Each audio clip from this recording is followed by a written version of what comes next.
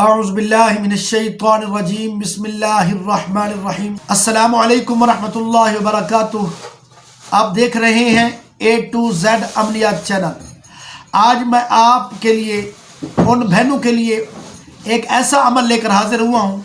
اس عمل کے ذریعے سے میری ان بہنیں جو شادی شدہ ہیں اور ان کی اولاد کا مسئلہ ہے، اولاد نہیں ہو رہی اور حمل ضائع ہو جاتا ہے، تو آپ اس عمل کو کریں گے تو انشاءاللہ العزیز آپ میں سے اگر کسی کو یہ پریشانی ہے تو وہ پریشانی ختم ہو جائے گی، وہ مسئلہ حل ہو جائے گا۔ وہ عمل ہے، آپ نے 18واں پارہ کھولنا ہے، اس کے اندر آیت ہے ثم خلقنا النطفۃ علقۃ فخلقنا العلقۃ مضغۃ فخلقنا المضغۃ عظاما فقسونا العظام لحما۔ اس پوری آیت کو آپ نے 70 مرتبہ پڑھنا ہے، اور ساتھ میں سیاہ مرچیں اور تھوڑی سی اجوائن لے کر اس کو ساتھ رکھ لینا ہے، اور جب 70 مرتبہ مکمل ہو جائے تو اس اجوائن پر اور سیاہ مرچوں پر آپ نے دم کر دینا ہے، اور اس کے بعد جب یہ 70 مرتبہ کمپلیٹ ہو جائے اس کے ساتھ سورۃ کافرون اور سورۃ مزمل کو آپ نے 7 مرتبہ پڑھنا ہے۔ کافرون اور سورۃ مزمل کو بھی 7 بار پڑھ کر یہ بھی اس سیاہ مرچوں پر، جسے ہم کالی مرچیں کہتے ہیں، اور اجوائن پر آپ دم کریں گے، اور اس کے بعد آپ نے 11 مرتبہ پڑھنا ہے الم نشرح لک صدرک ووضعنا عنک وزرک۔ اس پوری صورت کو، اور سورۃ مزمل بھی پوری پڑھنی ہے، سورۃ کافرون بھی پوری پڑھنی ہے، تو 11 مرتبہ پڑھ کر آپ نے پھر بھی دم کرنا ہے، اور آخر میں درود شریف پڑھ لینا ہے۔ اور ہر روز آپ نے ان سیاہ مرچوں سے اور اجوائن سے، یعنی وہ سیاہ مرچیں 7 دانے اٹھائیں اور ساتھ میں تھوڑی سی اجوائن اٹھائیں، اس کو کھانا شروع کر دیں۔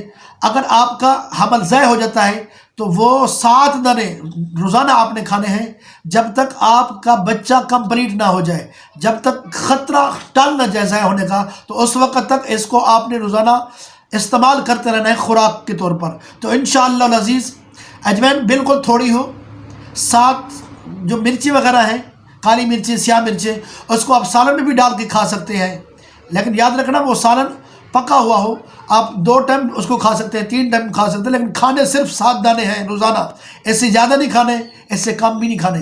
اجوائن بالکل تھوڑی سی ہو، اور وہ کسی حکیم سے یا کسی ڈاکٹر سے، کسی ایسے بندے سے پوچھ لیجئے گا جو اجوائن کے متعلق جانتا ہو کہ یہ گرم ہے، اس کی تاثیر یا ٹھنڈی ہے، تو وہ اگر اجازت دے دے جتنی کی اتنا اس کو استعمال کرنے، انشاءاللہ العزیز آپ کا وہ حمل ضائع نہیں ہوگا۔ کسی بہن کو حمل ہوتا ہی نہیں سرے سے، کوئی ڈاکٹر کہتے ہیں کہ حمل نہیں ہوگا، اگر وہ بھی اس عمل کو کریں گے تو اس کو بھی انشاءاللہ العزیز رب کی ذات دینے والی ہے۔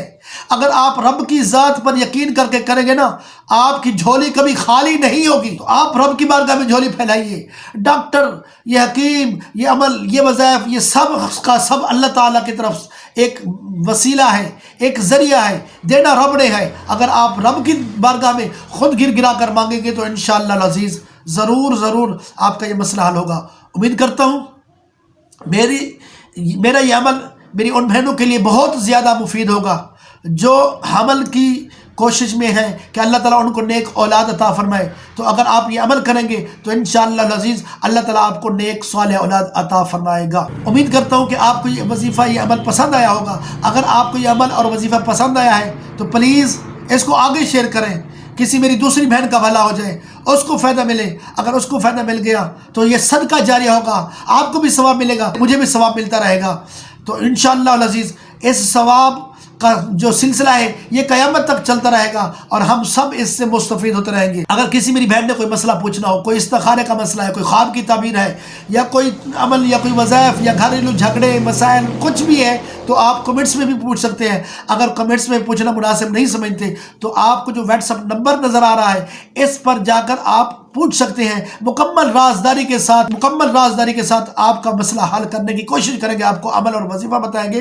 میں کچھ نہیں کروں گا، میں صرف وظیفہ بتاؤں گا، قرآن کی کوئی آیت بتاؤں گا، تو انشاءاللہ العزیز آپ کا اس سے مسئلہ حل ہو جائے گا۔ اللہ تعالیٰ ہم سب کا حامی ناصر ہو۔ السلام علیکم ورحمۃ اللہ وبرکاتہ۔